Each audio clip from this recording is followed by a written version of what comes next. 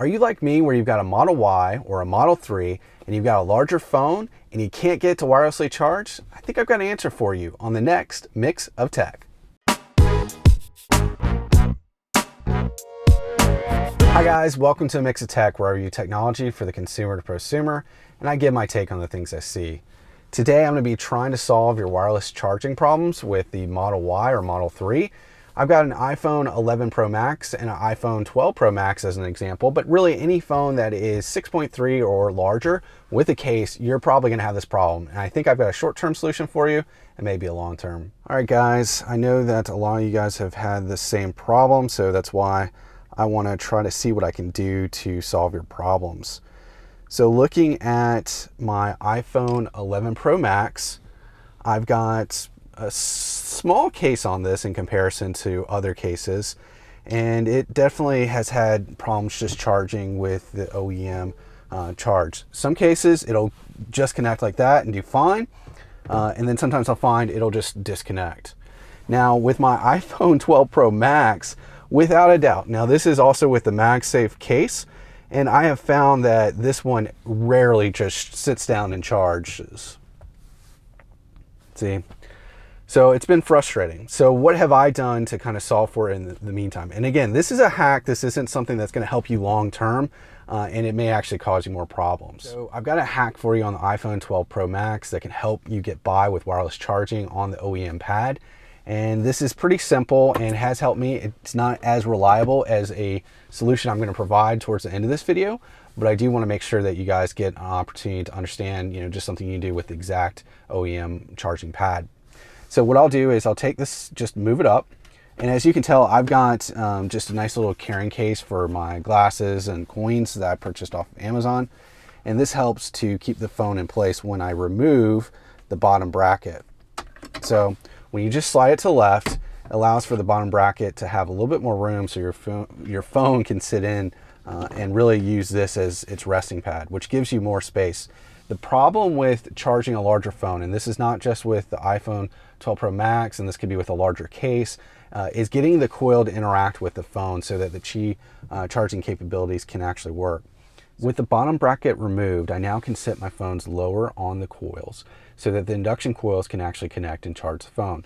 Now it's relying upon this container here so that it can sit lower, but at zero cost, I was able to charge my phones. And this has come in handy as a workaround or as a hack so that I can get the OEM charger to work. But I've got another solution for you coming up next that will be my long-term solution to solving my wireless charging problems. Hi guys, if you're liking this video so far, please make sure to hit the like button. That really helps out my channel. Let's talk to what I have here today. After living with my hack for the last 3 to 4 months, I decided it was finally time to replace my Tesla OEM wireless charging pad.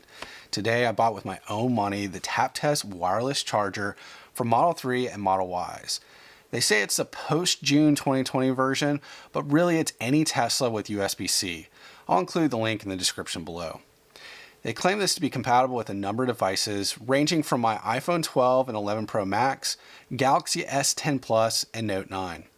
They also claim that this thing will push 15 watts of wireless charging power for the phones that can accept it. However, the only way to get 15 watts on both sides at the same time is by connecting it with a 12 volt power from your car lighter. I had 3 requirements for this charger. The first and most important factor was to charge my iPhone 12 Pro Max with a case. The second was to look like the charger belonged with a vehicle. I know there are a number of companies out there that make charging pads, but for me, it really needed to look like the OEM. And this was the closest thing I could find at the time of this filming. The last one, which was really more of a nice to have, but something I wanted, was the ability to lay my phone horizontally for better access to apps like Waze. So let's open it up. There's not much to this, and not to be expected. I mean, it's just a wireless charging pad. But the first thing that's important to see is that this is just USB-C. And the other good factor that's in here is the USB-C to USB-C cable. I know that some had commented that they were concerned if their vehicle didn't have it because it wasn't an existing USB-C cable connection, they wouldn't have it. But it does have that included. What I feel just right off the bat, I feel like it's pretty solid from a charging pad perspective. Feels like it's got some sort of material on here that'll keep your phone closer to the pad. So hopefully it's not going to fall off when driving. I like that there's 2 indicators so you can see left and right, and I like that there's space for it to fit horizontally. It does have curvature to the top. To me means that, you know, it's giving more access with it being thin to larger devices. And then of course right here has a good bottom lip.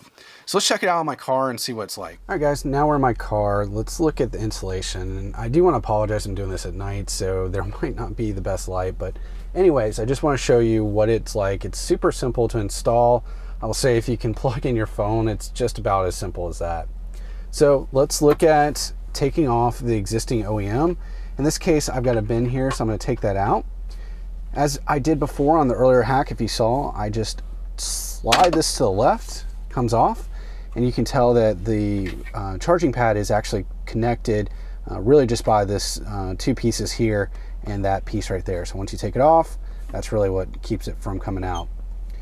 And I've already unplugged this. One thing to note is this is actually put into the board itself or into the charging pad. So you don't have a USB-C to USB-C male adapter, so you do need that cable. I've got the TAPTES wireless charger, and I've already connected the USB-C cable onto the charger, and then I've got the other side open so that I can thread it through. There's 2 holes here. There's a left and a right. I suggest going through the left. And then make sure that you push it all the way through as much as possible, because that's actually what's going to keep you from getting this close to the pad. And so what's important is that you line up these holes onto the pad and what's there so that it's in there good. So I've done that, pretty much good to go. Gotta make sure it looks good. So now I'm going to put my bottom bracket piece in. One thing to note is there isn't any tabs to fit this in so that the bottom bracket will securely keep this on. So this might come off a little bit. So I'm going to put this in by just putting it over here and putting it to the right instead of from the left. All right, now it's in there. Like I said, you can see it will just come up and down. So, you know, that's one thing to keep in mind. All right, so I got the TAPTES wireless charger put in place. Let's see with the iPhone 12 Pro Max, will it charge? Awesome, it does. All right, let's see if the iPhone 11 Pro Max will charge right next to it. Awesome. So keep in mind, I've got the iPhone 12 Pro Max with the MagSafe, Apple MagSafe case. I've got this with a pretty thin case. Didn't have too many challenges with the iPhone 11 Pro Max in general because of the case. And it's charging both, which is fantastic. Let's see if it'll charge horizontally.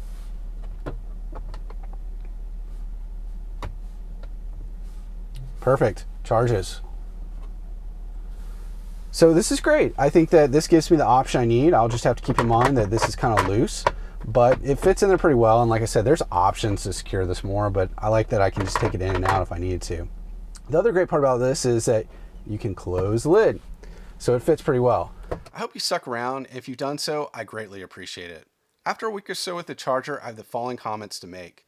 It meets my requirements to charge my phone, looks like an OEM part, and charges horizontally.